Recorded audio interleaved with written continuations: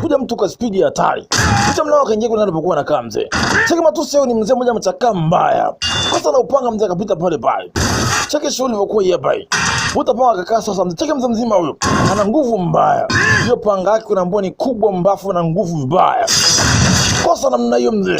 Peleka panga nyingine kutesti panga mzee huyu mkuti. Huyu mzee ana punch ya nguvu mbaya. Haje kukuta na hiyo panga mzee shughuli yake ni nzito. Cheki ngoma mzima hiyo. Wakia mzima kushika kampeleka mzee mashine hiyo. Hiyo mashine ya kutosa na mzima. Aulisha mpaka kamshikilia binti akamshikilia pembeni mzee. Cheki matusi ya huyu mzee mzima. Uko salama. Mzee kaona ngoja kwanza. Vuta panga mzee peki kumpa cheki.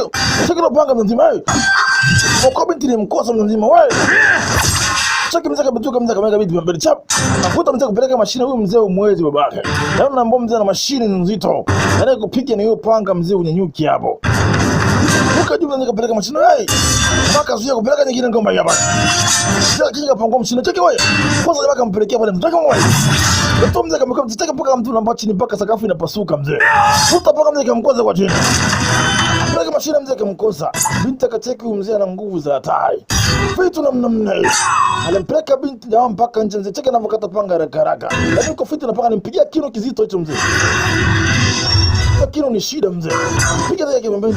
Hicho kino ni kizito mbaya. Mweka kando bablai. Chaki mzee mzima.